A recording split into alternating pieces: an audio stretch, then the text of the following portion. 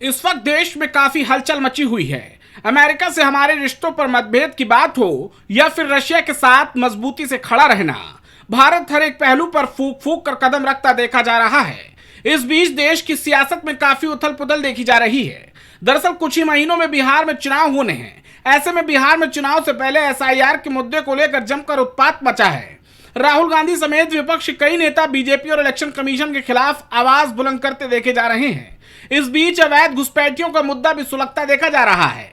दरअसल बिहार में रोहिंग्या मुसलमान बांग्लादेश से आए लोगों के भारत की नागरिकता हासिल करने की बात सियासी वैतरणी में गोते लगाती देखी जा रही है। इस बीच असम के मुख्यमंत्री हेमंत बिस्वा शर्मा ने जो दावा कर दिया, उससे भारत में नई हलचल पैदा हो गई। This is a matter of concern. Last time when I have visited Dhubri, we have seen wall writing asking people of Dhubri district to show allegiance to Bangladesh. That area falls in the chicken neck. Now, both sides of the chicken neck, you have people who are originally coming from Bangladesh. Our chicken neck is very, very vulnerable. Because entire 22 kilometer stretch, if you scrutinize that all the people settled there has come originally from Bangladesh, maybe prior to 1971, prior to 1951. Now these people has become Indian citizen, but now Bangladesh is trying to remind them that look, you are not originally Indian, you are originally Bangladeshi. In order to provoke a pro-Bangladeshi sentiment among the people who lives near the chicken neck. So this will be a very serious security threat in days to come. Suppose I goes to Gujarat prior to 1971. So I become Indian citizen. But where from I came from Bangladesh and Pakistan. So my loyalty will be divided. One loyalty will be my state of origin and one loyalty will be my present country. So I will remain a confused person where my original loyalty lies. Bangladesh is trying to provoke element in Bangladesh, not the government of Bangladesh, I should not say, that Bangladeshi people across the border is trying to provoke the residents near chicken neck that look, do not be Indian, you are originally from Bangladesh and act according to our wish.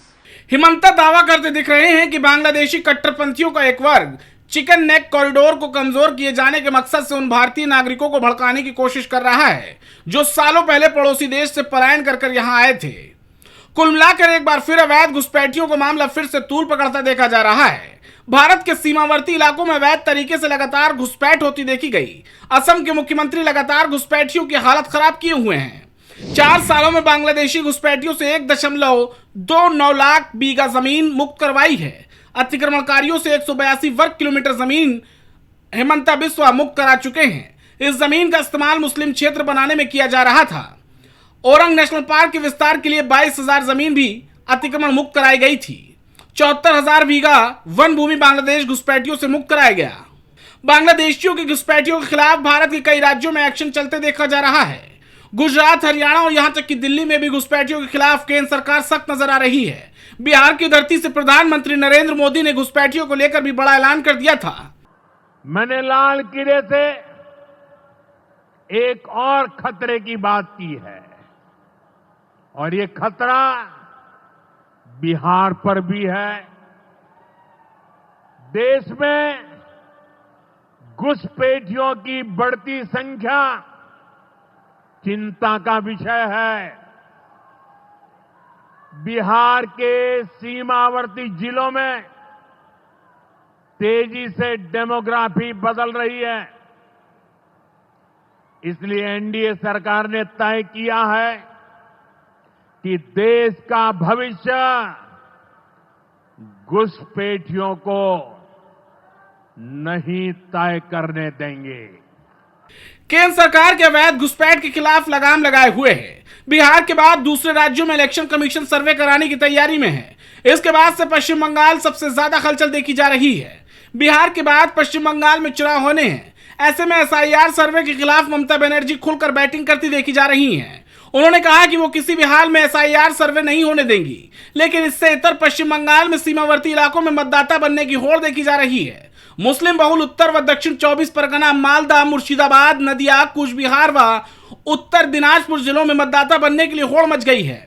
ये सभी जिले में बांग्लादेश की सीमा से सटे हैं। इसे देखते हुए चुनाव आयोग बेहद सतर्क है। इसका मतलब साफ है कि बांग्लादेश से आए अवैध घुसपैठियों दस्तावेजों में हेरफेर करते हुए भारत की नागरिकता हासिल कर रहे हैं। साथ ही यहाँ के लोगों का हक भी खाते दिखाई दे रहे हैं। ऐसे में देखना यह होगा कि आने वाले दिनों में इस पर लगाम कैसे लग पाती है। Output desk, prime TV.